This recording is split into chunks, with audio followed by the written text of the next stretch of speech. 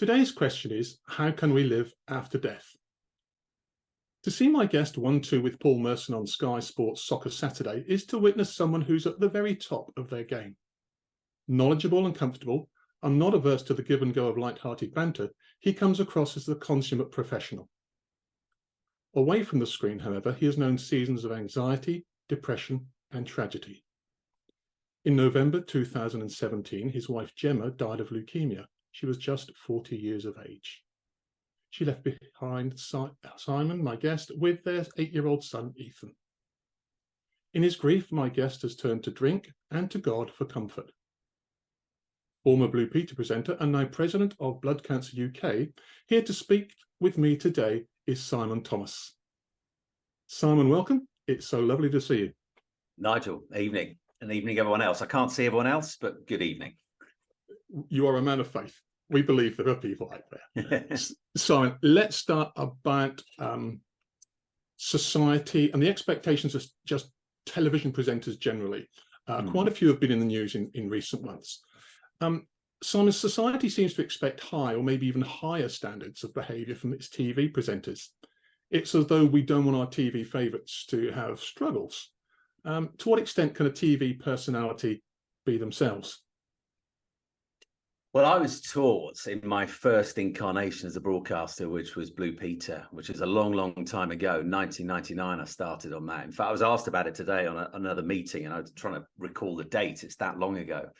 The thing that they wanted us to be on that show was ourselves.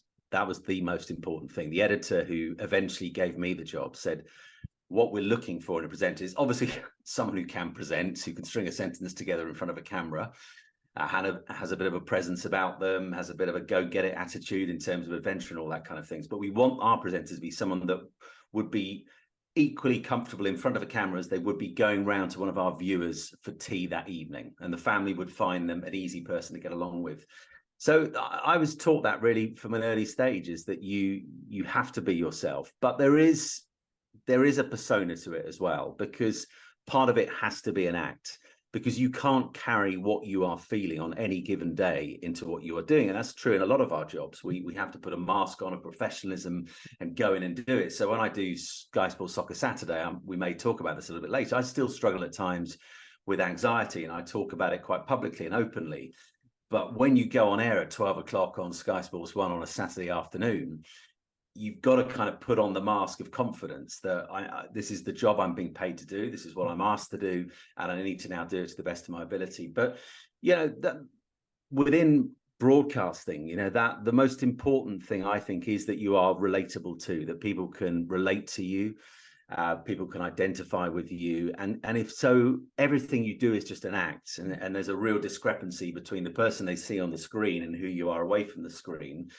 Then I think eventually you will have problems. And that's often what we sometimes see. But there's a lot of pressure that comes with being a public figure. And I really see myself as quite low down the ladder in terms of, some of the people we see on our screens. There is a pressure that comes with it, and a pressure to be that larger than life character all the time. And sometimes that can lead to issues away from the screen, but because the expectations of what you are like away from the screen don't always match what we see on our screens. And is it realistic, though, to expect, people who we welcome into our living rooms on a regular or occasional basis, and we might even refer to them by their first name, although we've never met them. Is it reasonable for us to expect them to be, good, upright, moral people? It's probably a slightly unfair expectation. I think when it came to Blue Peter, it was absolutely a prerequisite, because you are, whether you like it or not, you are going to be a role model to lots of young people. And so if you are living a life away from the camera that is at odds with who you are and what the program represents, then you're going to have a problem. And I was a beneficiary of someone where that didn't really go well, which was Richard Bacon. I took over from Richard. People don't know Richard's story. He had a dalliance, shall we say, with cocaine, and it came out in the papers, and the program had no choice but to dismiss him, because this was at odds with what the program. You cannot have, a presenter fronting a wholesome show like Blue Peter, where we're trying to be aspirational, we're trying to inspire young people, and then on the other hand, in your private life, you are taking Class A drugs. That's simply that simply can't sit side by side. But I don't think it's about being perfect or whiter than white, because none of us are. But I think there is an unwritten expectation that comes with what you do, which is why when people do fail and people do slip up, and we read about it in our papers, there's almost a bit of a shock value to it, because whereas lots of people who don't do this for a living will slip up and will make mistakes, some bigger than others, well, they're not kind of rounded on by the media and by social media, which has changed everything now. I was very lucky in my Blue Peter era to be the pre-social media era. If you had a complaint about me as a presenter, you'd have to go to the effort of writing a letter, they used the right letters, or an email. That was as quick as it could be. Now it's instant. You know, people can pile in on people. So I think we probably put people on too high a pedestal in terms of our expectations, but there is 100% when you get given the honor of broadcasting, of being invited into people's homes.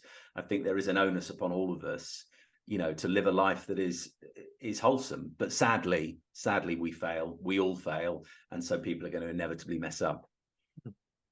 Let's talk about Gemma, your wife. You write about her and your story in an amazing book that you wrote a few years ago called Love Interrupted. For those who don't know, what were the circumstances of Gemma's death? Gosh, so it's 6 years ago later this month that it all happened. So in many ways, it doesn't seem that long ago, but then in lots of other ways, just because of just the sheer amount of stuff that's happened. I don't know if anyone else ever has these thoughts who's watching this either now or a recording of it, who's gone through loss, and I'm sure there will absolutely be people who have. You sometimes imagine what they would make of life now, and I think back to 6 years ago and think, well, no one had heard of COVID. The Brexit vote had only kind of just gone through, and no one believed that Donald Trump would end up in charge of America.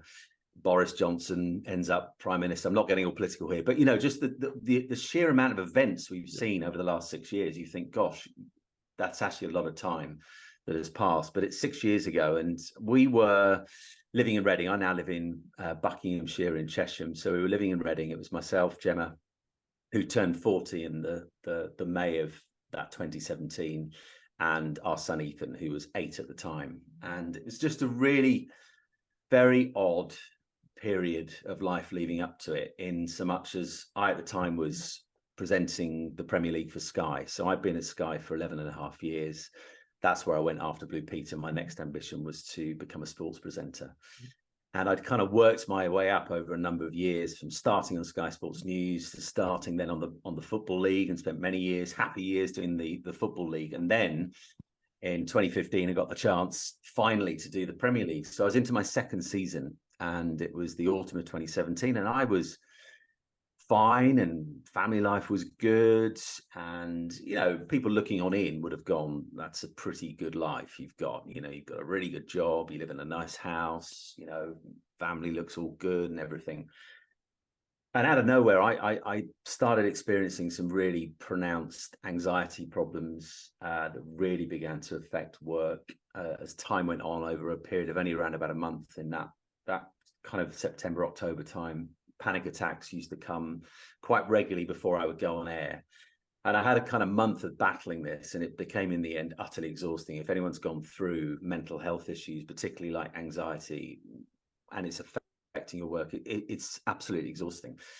So I came away from work during that period. Sky were very good in terms of understanding where I was at and trying to support me. So I stepped away from work. Now into that, so we're now into the sort of middle of October, towards the end of October 2017, she began complaining of these headaches, and she began to feel very, very tired a lot of the time. And we kind of felt, because she had struggled with insomnia for many years since Ethan had arrived, that probably, and initially the doctor said this is probably tied up in what you're seeing from Simon. And that, you know, for another half, when you see someone we love struggling mentally, it's hugely worrying, because that question will be, are they going to recover from this? Are they going to get through this? Are they going to be able to go back to doing what they were doing before all this interrupted life? So we felt probably it was stress related, but as we go into November, it got progressively worse, and really it cartwheeled very quickly in mid to late November. Over the space of about a week, her health went downhill very rapidly, and we had 3 trips to the doctors over the space of a week. And every single time, and this is something as blood cancer president I'm trying to change through awareness, at no point during those 3 trips was the doctor ever thinking about doing a blood test. So she didn't get blood tested. And eventually on a Monday, towards the end of November, we'd had enough. We'd had enough being knocked back by the doctors and not really feeling like we were being listened to, and we're seeing someone getting progressively iller. We took her to hospital in Reading, and she was diagnosed in the early hours of a Tuesday morning with blood cancer. We didn't know what sort, but I mean, that in itself, just those 2 words are like a bomb going off in terms of life. And then the next day, she was transferred to hospital in Oxford, where she was diagnosed with a rare but very aggressive form of blood cancer called acute myeloid leukemia. It affects around about 3,000 in the UK, so thankfully not that many. But for those who do get it, it's pretty devastating. I didn't know this at the chance, and this is changing now, thankfully. But back then, your chance of getting beyond 5 years with acute myeloid leukemia was around about 15%. So even if she'd got through that week, the outlook long term was not good.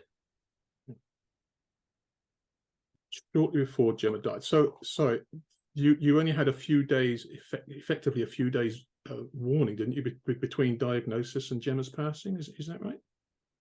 Yeah. So one of the devastating aspects of this particular leukemia, which is why it's called acute, is it develops rapidly, like really rapidly. It causes an explosion in the production of white blood cells, and it happens over a very, very short amount of time. When I went back to see her consultant at the hospital in Oxford where she'd been many weeks later to kind of go through everything, he said she'd probably only had it for maybe a couple of months. It can develop that quickly.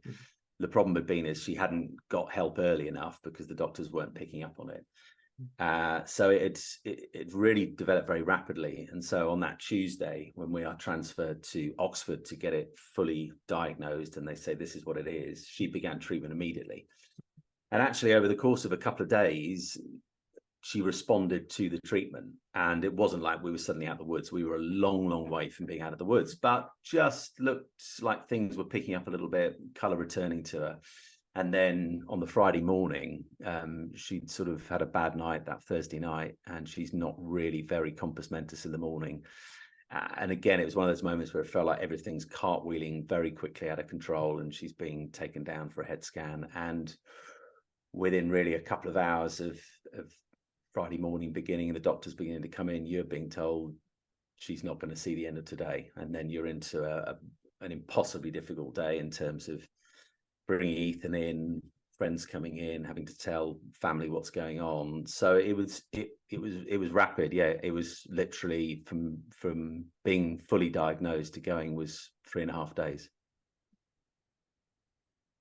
You, in her final moments, you made her a promise. You tell in your book how you told her that you would never give up on God and that you would never hit the bottle. How did those promises go? Well, the honest answer, Nigel, is on one, I succeeded, and on the other, for quite some time, I failed spectacularly. So I maintained and held on to my faith. It was, as I'm sure we'll talk about more, incredibly difficult. But I never fully let go. The drink front became a real problem probably about 3 weeks later. It was really after the funeral. And one of the most difficult things in life, when you go through something very painful, whether it's loss, whether it might be the breakdown of a relationship, the loss of identity, a job, or if it's something really hard that you are faced with in life, and you're going to have to go through it to get to the other side and begin to rebuild again, you have to sit in the pain.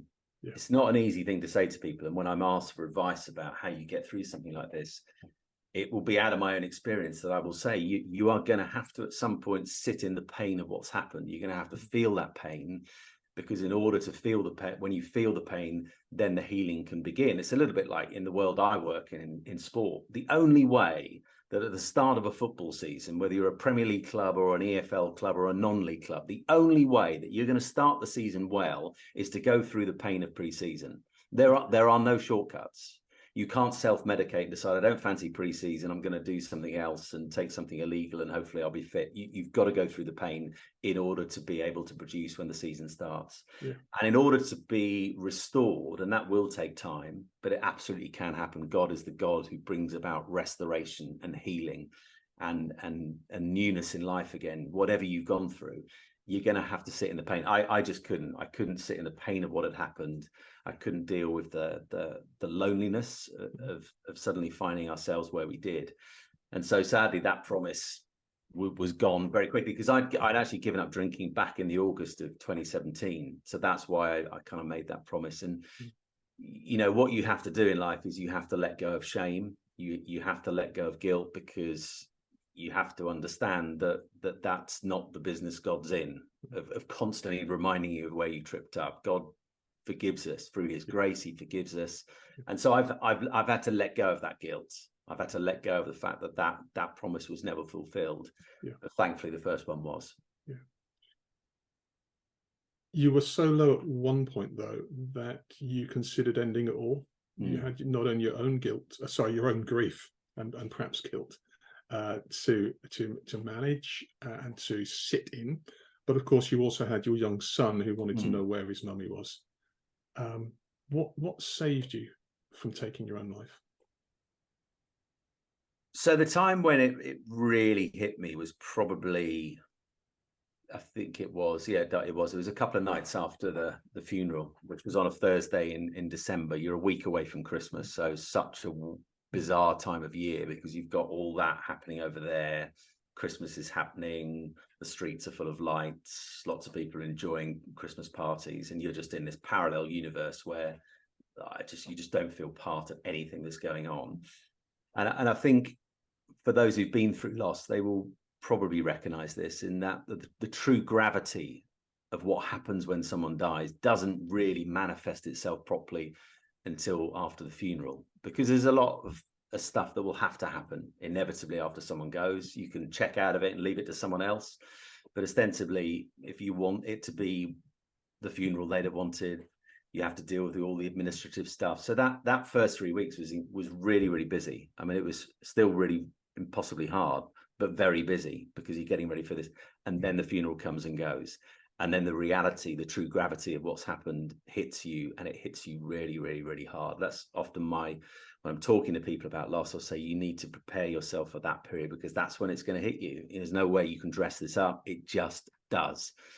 And it hit me really on that next Friday. And I remember waking up on the Saturday morning in mid-December, a couple of days after the funeral, and I had terrible sleep problems for months on end. I could always get to sleep, bizarrely. I just couldn't stay asleep. And it was just one of those days where I'd woken up incredibly early. And I always used to get up, Nigel. I gave up fighting it. It was just like, this is part of the journey, the experience, whatever you want to say. And I would just get up. And that morning, I just felt as low can be, and felt that sense that the darkness had closed in to such an extent where it feels claustrophobic, and it doesn't really feel like there's a way out. And as light began to break, sort of around about 7:45 that morning, I just walked out into our garden, had my dressing gown on, pair of Wellington boots, and down the end of our garden, where we were living in Reading at the time, just beyond the communal land is the River Thames that flows through Reading down on into London. And it was sort of quite a misty morning, very damp, very December. And it just matched how I was feeling, gloomy. And I just sat by this tree and I sort of leant up against it, and the water was flowing quite quickly past because there'd been quite a bit of rain. And I just felt like the darkness had become oppressive and so claustrophobic that I could barely breathe anymore. And it was just a brief moment when I just thought, I can't do this. I cannot do this. I can't cope with the pain. I can't cope with the myriad of questions that are constantly tormenting me in terms of how life works going forward. I haven't got the first idea how I begin to help navigate Ethan through all this. I don't know what I'm going to do about my career. I mean, it was just relentless. And I just thought, I haven't got the strength for this. And so for that briefest of moments, I just wanted to roll in and just quit, basically. And two things happened. One was that I very quickly saw Ethan's face very prominently in my head, in my mind, and thought, I absolutely can't do this. But then something incredible happened. And actually, I can't remember I tell this story in the book. I may not have done, because there were some stories I held back, because I wanted this to be enjoyed by non-Christians as well as Christians. And some things you write from a faith perspective, non-Christians will just struggle to understand. So I can't remember if it's in the book or not. But as I sat there kind of staring at the water, I just sensed this figure very close to me. And I can still see him now. And it was just the figure of a man who was just crouched on the bank. And I could see him just weeping. And for the briefest of moments, my eye caught his. And I sort of looked again. And then I looked away and I looked back and he'd gone. And I really, really firmly believe that in that moment, it was Jesus reminding me that actually he understands this. He understands grief. He understands what it was like to experience something that thankfully we will never experience, which is true separation from the Father. He experienced true darkness so that we never have to experience true darkness. We can experience real, very, very intimidating, fear-filled darkness, but it's never true darkness like he experienced when he was cut off from the Father before he rose again. And I just felt this kind of surge of strength as I looked back and he'd gone, that was Jesus saying, I'm with you on this. I'm going to walk with you. I understand why you're in pain. I understand why you're angry. I understand why you're struggling. But get back to your feet and go back to the house. And I did. I just felt this kind of surge of strength. And it wasn't, Nigel, at all that everything after that suddenly became straightforward. It absolutely didn't. But it was a powerful reminder that even in the darkest things that we can go through, even in the things that will test us to the absolute limit, when our struggles are at their most intense, he always walks with us through them. Yeah, and sometimes there isn't, as you described, that there isn't a way out. There is a way through. And in such times, for people of faith, we are never alone. Let's talk about your faith perspective. You said earlier that, yes, you kept one promise, just as it were, or clinging on to the Lord. Again, you've described praying God for God to heal Gemma. And I quote, you say genuinely believed that he would intervene. But he didn't. How did that unanswered prayer affect your faith? It caused a lot of anger, a lot of anger. And that really exploded for the first time as we walked out of the hospital a couple of hours after she'd gone. Because my prayer throughout that day, when I was told the news that she will not see out the day, was really, God, please don't leave my boy without a mum. That was the constant prayer. But there did, as the afternoon went on, become a period of kind of letting go of that. And actually realizing that for whatever reason, God was not going to intervene. I mean, he still could have done, but he didn't. And I remember as we walked out of the hospital that evening, a couple of hours later, and the kind of chill, it was really, really cold that November 6 years ago. And the kind of Baltic air hit you. And it just exploded, just this anger. And actually what I came to understand, Nigel, as time went on, is it's absolutely okay to be angry at God.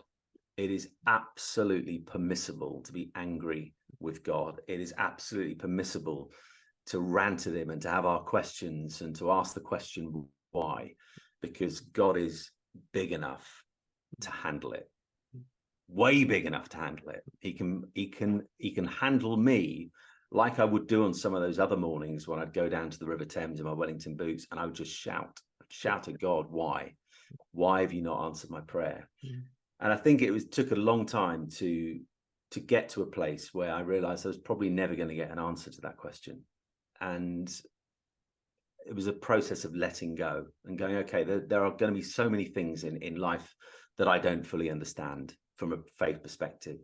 I don't understand why in that situation, God, you intervened, and yet in this one, you haven't. I don't understand why I prayed with such faith that nothing happened, and yet in other areas of life, I've prayed with faith and something really tangible has happened. I don't understand, but that can drive you mad.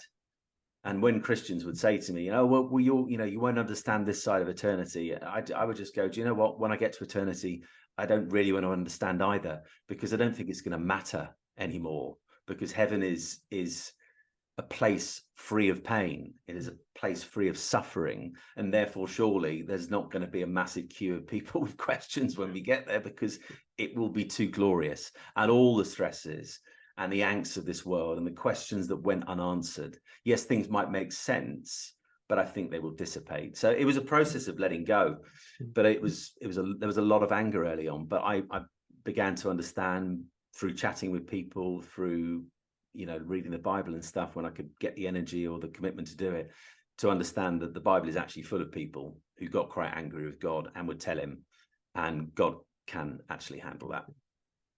Now, you wrote your book relatively shortly after Gemma's passing. In it, you say, if the God I believed in was a God of love, how had he stood by and done nothing? Now, some years on now, you've come to the conclusion that actually why was not perhaps the best question to ask, although it's a very natural one to ask. So how's your understanding developed about how a God of love can let horrible things happen? Yeah, I think so. Listen, I think coming back to what I said earlier, there are some things that are beyond our understanding. They just are. And I think I seem to remember asking my dad. So my dad was a vicar. I remember asking him this question, which kind of played into this question a little bit, when I was watching Superman 2 back in the 80s with Christopher Reeve. Yeah. People of a certain generation will remember that particular Superman.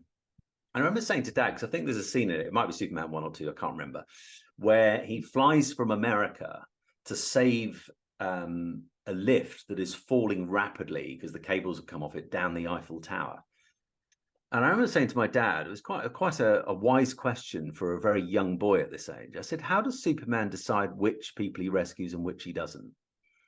Dad didn't really know the answer. He said, that's a really good question. And in some ways that sums up suffering, and it sums up questions like what you asked me earlier about what happened 6 years ago. How come in some instances God does intervene, in some others, for whatever reason, he doesn't? Why do some people suffer and other people don't?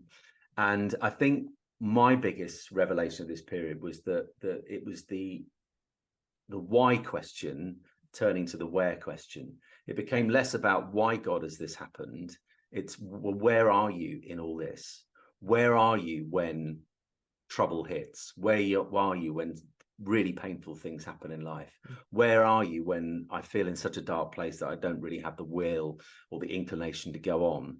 And as he proved to me time and time again, as I look back at the last 6 years, I can see God's work and God's presence threaded into so many aspects of my life, that in lots of ways I've had to go, look, I don't understand, God, how this works. I don't understand why there is so much suffering. I don't understand why the situation in Gaza and Israel right now just continues. And as someone who's got a 1-year-old daughter sleeping upstairs, who was born prematurely and spent the first 3 weeks of her life in an incubator just over a year ago, I look at the scenes of that poor, awful hospital where they've had to switch the machines off and think, God, how can you let this happen? And all I know is that God is a God of love, and God's heart, in the same way that I saw those tears in his face on that early Saturday morning all those years ago, is that God's heart, is broken in the same, even more than ours, we can even begin to understand. So ultimately, the question of why I let go of, the question became, where are you, God? And I would always encourage people to say, you won't always find an answer to why things happen and why some people seem to get a rougher deal than others. But know this, in amongst your struggles, in amongst your suffering, in amongst those moments where life feels like it's not worth living anymore, God walks with you, and he provides that most powerful antidote to everything that you're going through, and that is hope. Yeah. So your question changed over the years, and you came to accept that it was okay to be angry at God. But a lot of people, when faced with trauma of bereavement, are ready to be angry at other people and to blame other people, and even sometimes to blame themselves. If only I had done this, if only I'd rung the doctor earlier, if only I'd done. Now, was that a kind of mechanism that you had to deal with? I mean, did you blame yourself? Did you blame medical people? And how has that anger been reconciled? Yeah, so I had a lot of anger initially towards the doctors who, back in our surgery in Reading, had not picked up on it. I had a very limited understanding of blood cancer. I had a very limited understanding of how big a problem that we still have at Blood Cancer UK of changing the narrative on how little awareness there is out there in terms of what to look out for in blood cancer. So I didn't understand that that's an area we are trying to help doctors with. And because the problem with blood cancer is there are many, many symptoms. You know, I think for guys, when it comes to something like prostate cancer, and there's been a game-changing shift in terms of diagnosis of prostate cancer amongst men in the last few years. Football's been a massive part of that. Men now much more aware of what to look out for, the telltale signs, to get themselves checked. It's been the same with women in breast cancer. The problem with blood cancer is just so many different symptoms that can often be nothing serious, but might be. And so doctors get presented with people like Gemma all those years ago, and there are lots of varied symptoms. And so it can be really difficult for them to pick up on it, but we always push for blood tests. But I had a huge amount of anger towards, we saw 2 different doctors over the space of that week. And in particular to one of them, who the Friday before she went, we sat in his surgery on a Friday evening, got a very last minute emergency appointment. And she was incredibly ill by this point. I was really ill by the end of the weekend. And I sat next to her, and I blamed myself for this for a time. Why didn't you push him hard enough? Why? But then I look back and go, but you were mentally in a really bad place. Remember, you were off work. You probably weren't thinking through these things in the way that you might have done otherwise. But then the story of what would have happened, Nigel's never been told. So you drive yourself to distraction by trying to go through what you could have done and how that might have changed things. But he said to her that evening, I'm satisfied there's nothing seriously wrong with you. A week later, she's gone. So there clearly was something wrong with it. And I had a lot of anger and bitterness towards him in particular, and towards her doctor, who she'd seen a couple of times, saw again on the Monday. So after that Friday, and he just said, I think you just need to go home and rest up. And, you know, if things get worse, come in tomorrow and we'll get a blood test. Well, she was in hospital later that night. And that anger really built and swelled within me in the weeks that followed. And in the end, I decided that this was going to be a really bad cocktail. Grief and bitterness, and that feeling, not of revenge, but that feeling of I need these people to be held accountable, became something that ended up consuming me. So I decided that really the only way to deal with this, because this is an additional layer to everything else you're going through that you really don't need, that I organized a meeting with myself and our doctor. And I could have gone in there very angry. I could have gone in there saying, you didn't do this, you should have done that, very accusatory and stuff. But I think this is where God's grace comes in. I went in there to listen, and I sat there, and I remember him coming in, and I could see how emotional he was. I could see how worried he was about what this meeting would mean, how it was going to play out. And I remember just at the end, and I think this is really important for my healing and my restoration and moving forward, I just said to him, I looked him square in the eye and said, I bear you no grudge for what happened. I don't, and I gave him a hug and left it at that. And that was about God's grace. I don't think without God, I probably could have done that. I'd probably spent the next couple of years searching for answers in places where I was never going to get them, looking for people to blame. The simple truth was, we were, like so many are, victims of a cancer that is not talked about enough, not enough people know about, and that's why we're trying to change things so less instances like this happen. But I had to let go of that bitterness, because bitterness will eat you up if you don't deal with it. Yeah.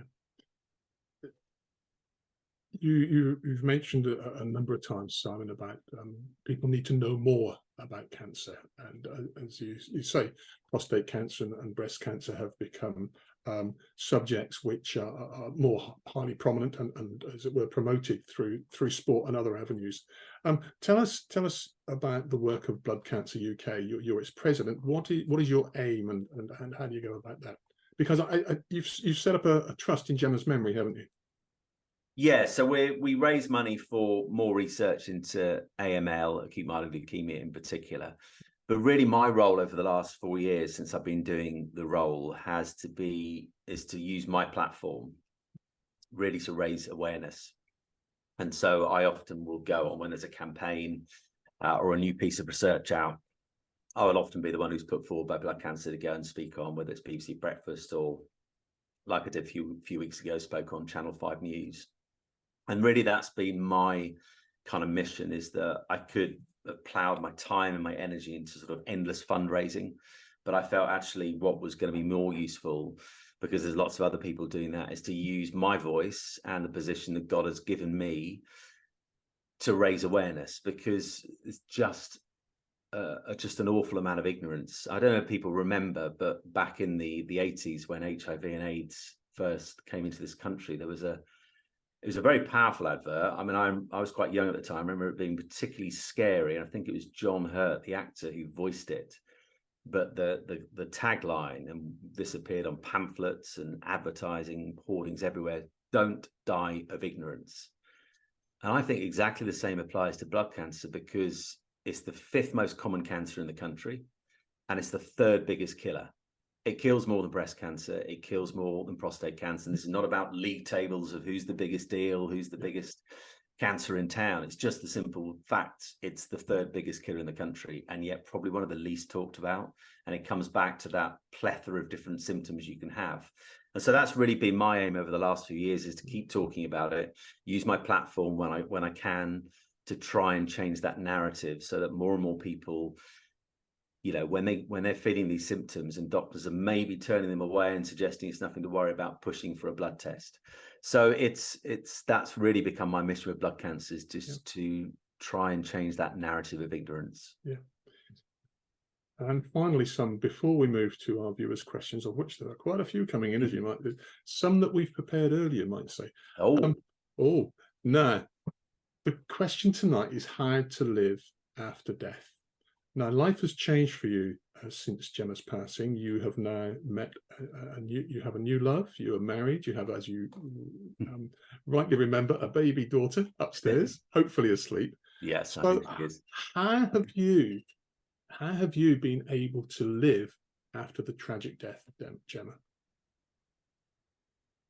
Well, there was a moment, which I do talk about in the book, that happened in the May of 2018. Now, I'm not saying that from this point forward everything got easier and better immediately. Absolutely didn't. There was a lot of difficult terrain to travel after that.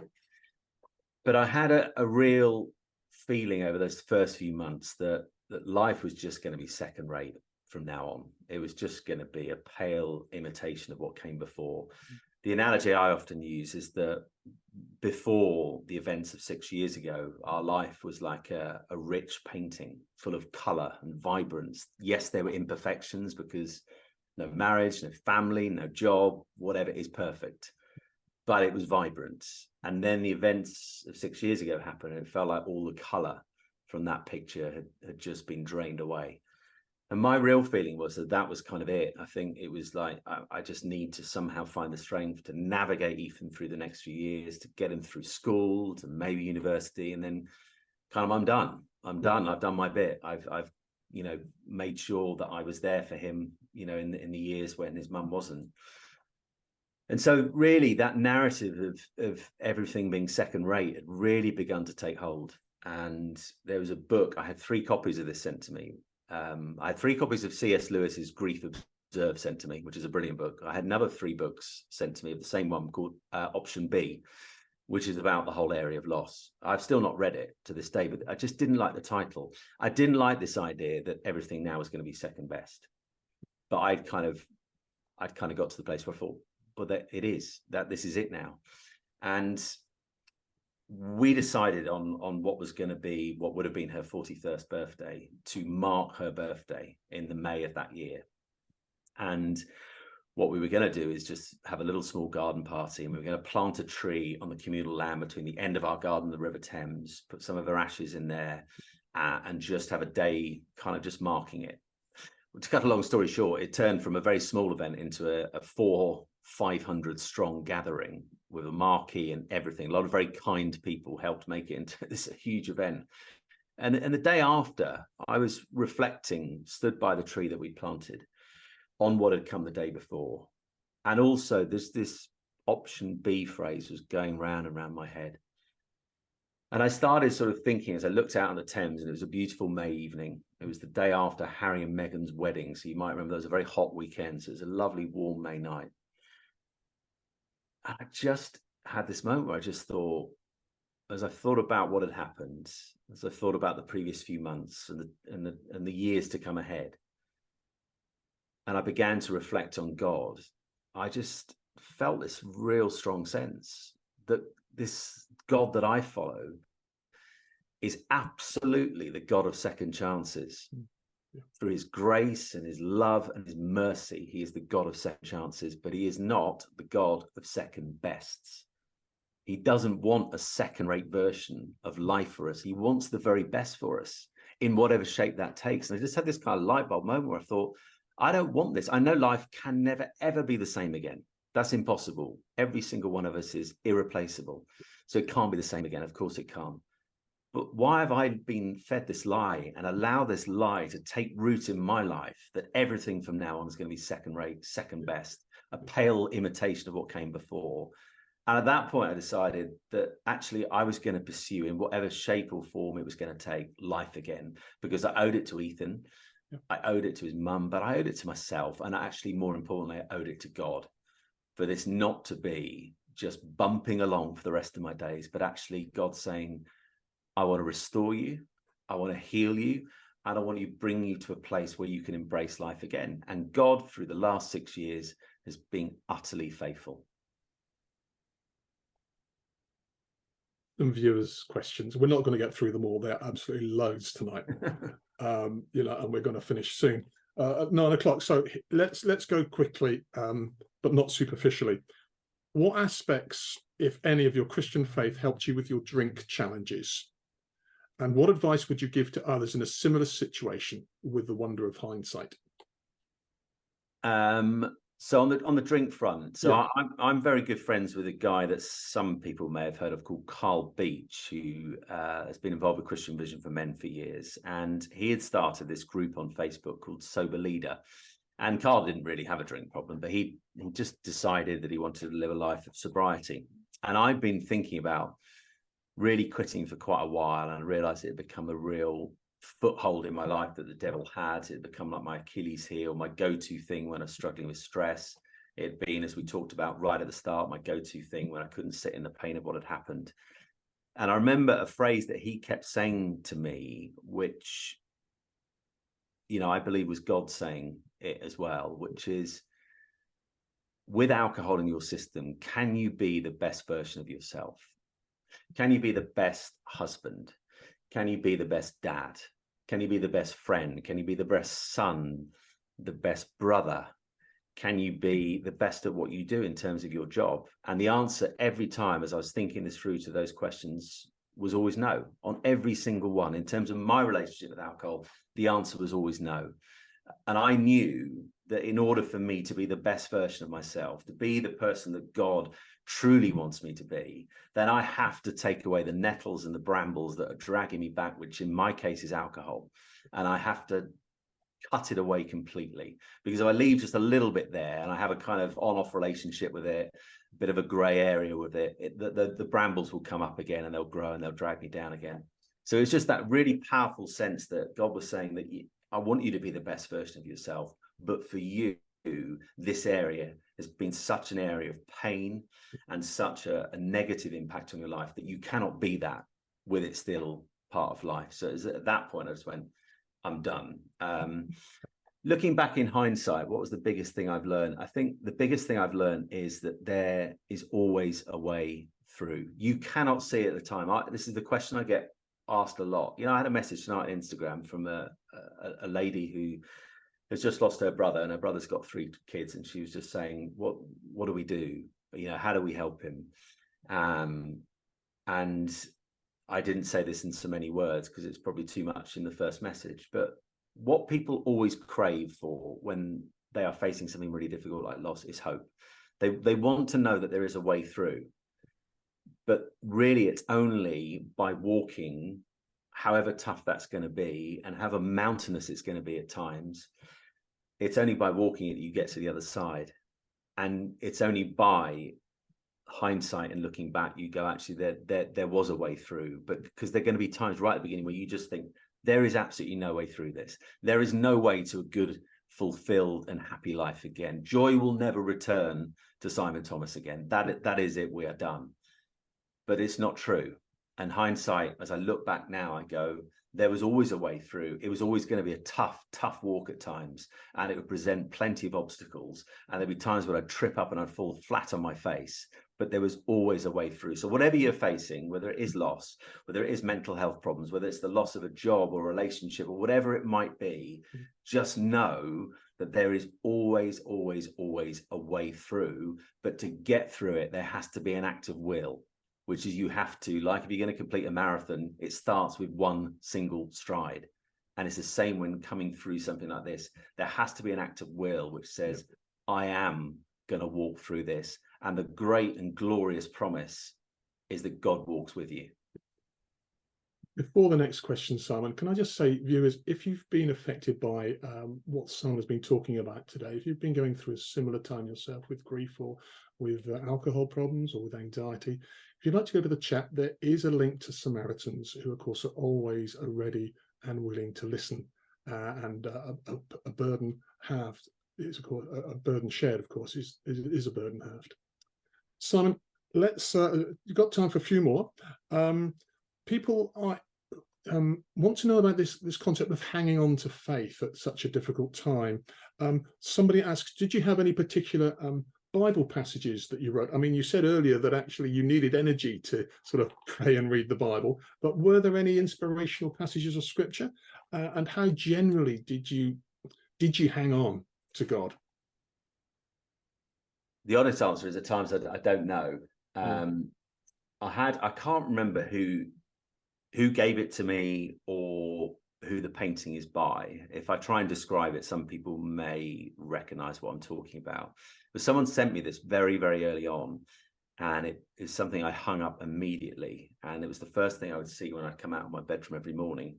And it's a picture, this amazing painting of Jesus looking down into a puddle, and he's reaching his hand, and out of the puddle is coming another hand. And it was just a reminder to me every morning that Jesus is in the mess with you. Yeah. He is in the mess with you, and he understands what it's like to be in the mess. And it was just some days, it was little more than that. It was just going, I know you're somewhere, but I don't know where. And there were just little moments along the way where God really powerfully showed up, but then he'd go seemingly quiet again.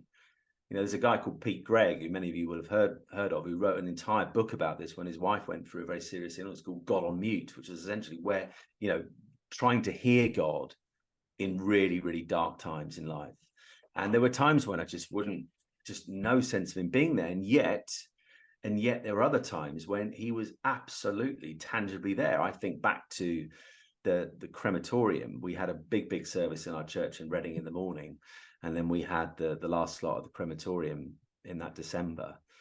And Reading crematorium is particularly ghastly. It's not really great.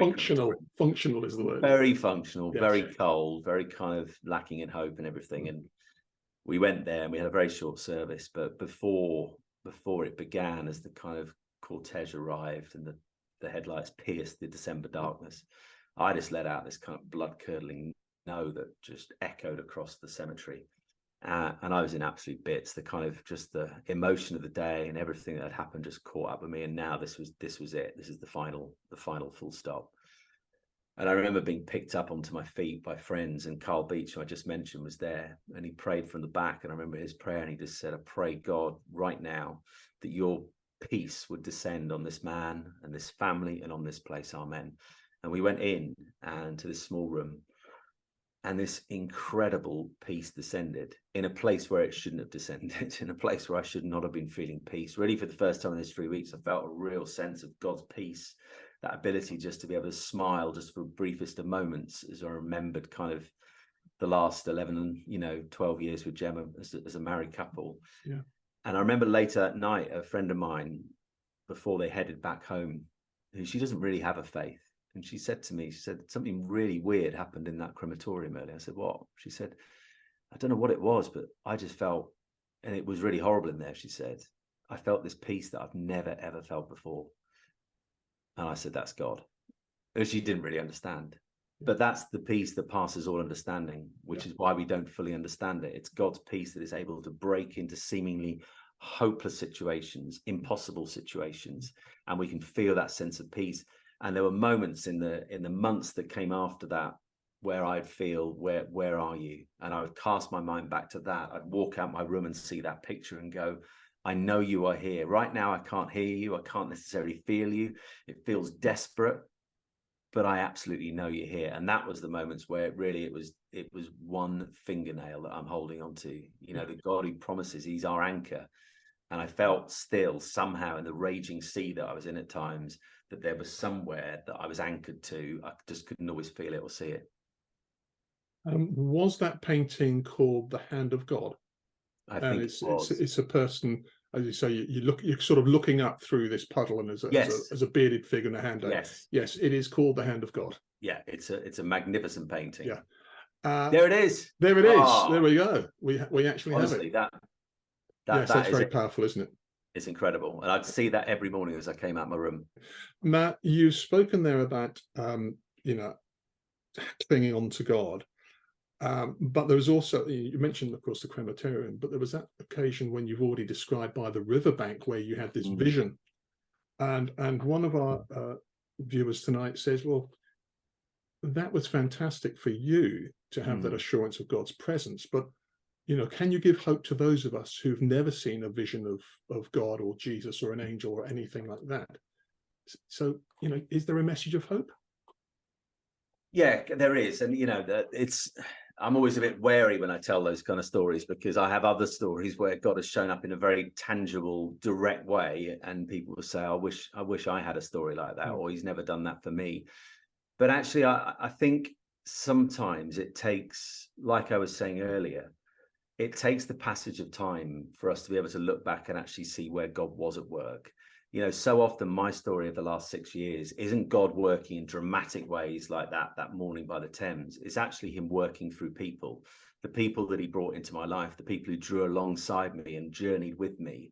We're looking for kind of, visions of God or hearing him audibly or stuff like that. I actually look back, and most of the most amazing stories in terms of where God showed up was through other people. I've got friendships now with people that I never knew 6 years ago, who've just been incredible, people in my life. The man who was best man at my wedding to Dorina a couple of years ago, alongside Ethan, is a guy called Dan. I didn't know Dan at all 6 years ago.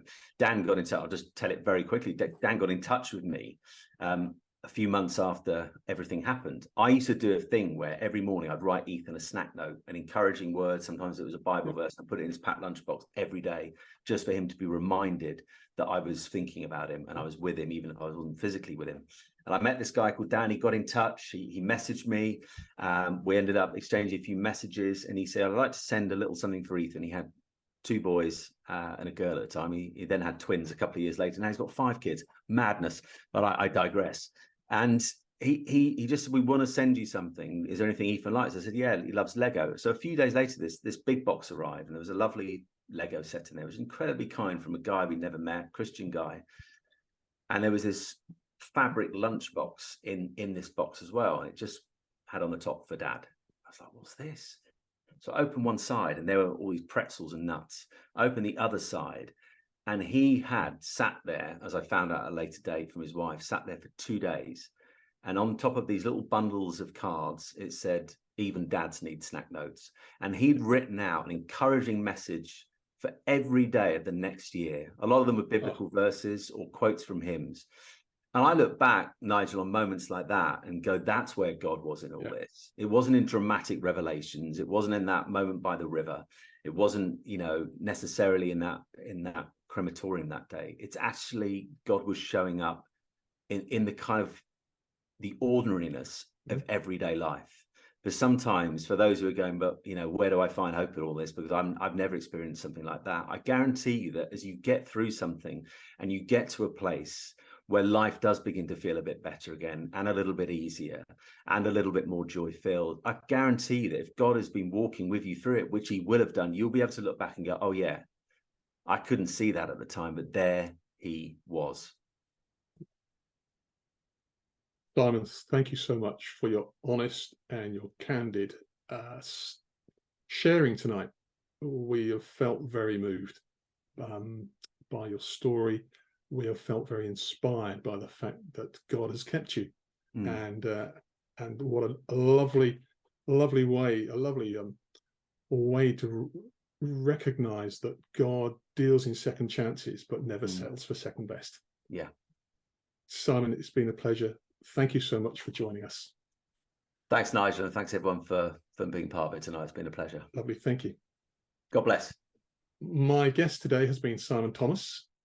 At the same time next week, I will be discussing whether democracy is under threat with veteran MP Sir Gary Streeter.